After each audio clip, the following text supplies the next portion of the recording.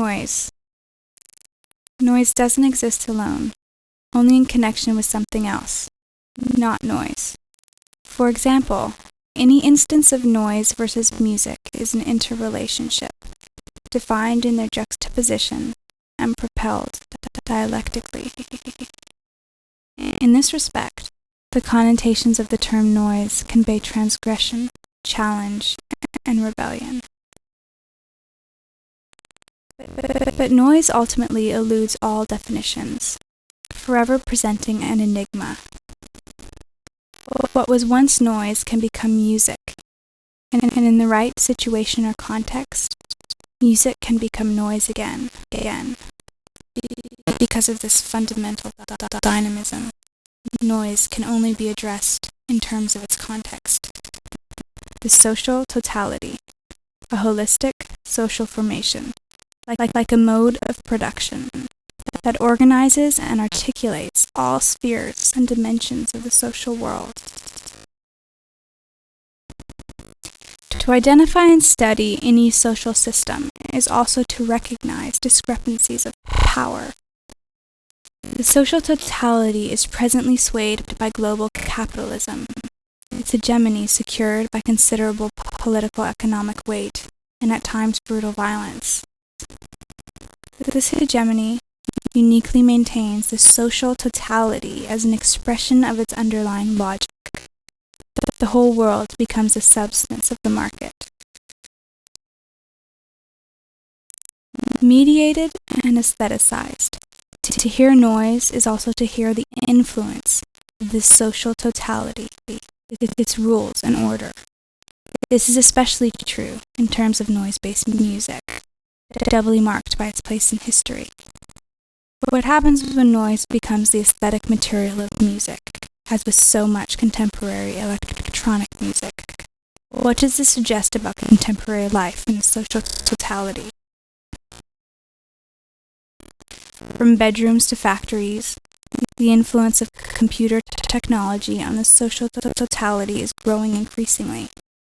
In many ways, this kind of technology impacts the world like never before, forever surpassing itself, extending its influence, crossing all levels of development, if unequally, and often inescapably. The scope of this development can be judged by its near ubiquity and increasing invisibility. Of course, technology, like noise, is never independent. It is also reflexive to the social totality. Nevertheless, although technology isn't determinate, by itself changing the course of history, different technologies do present a valence or bias, producing consequent developments. For example, due to its inherent dangerousness, nuclear technologies typically provoke rigid, often authoritarian security. More prosaically, the impacts of the home computer are manifold. Technology can also help reveal problems and contradictions as well. Hypothetically, if measured together, the tremendous productive capacity of modern technological means would be in harsh contrast to the severely unequal distribution of its possible output.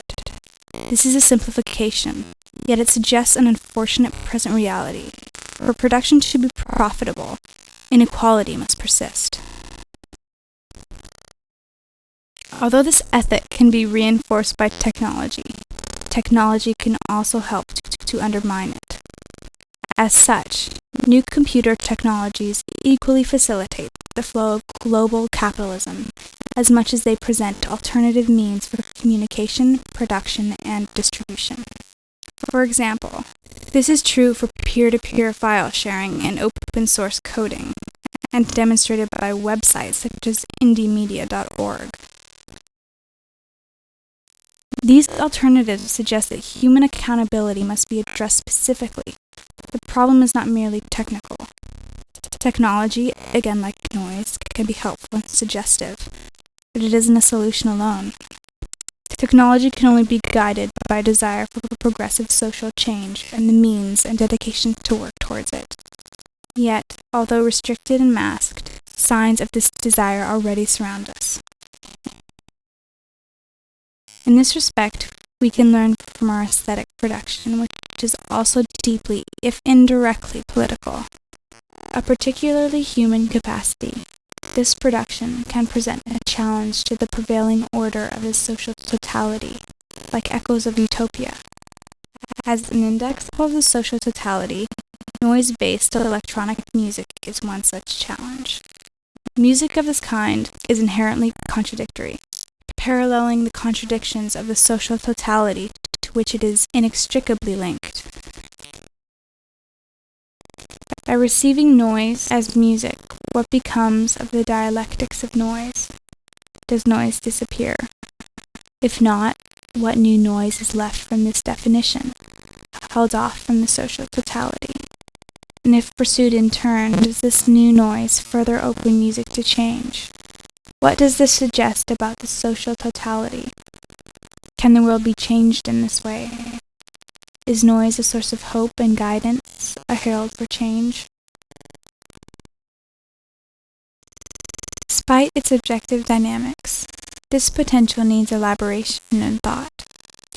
Noise requires some kind of conscious practice to enlist the critique it provides. What this means is to run the risk of naming noise, calling it into the service of politics for the sake of making the social totality audible, hoping that better noises are unleashed, signifying the reverberations of a potentially equitable world.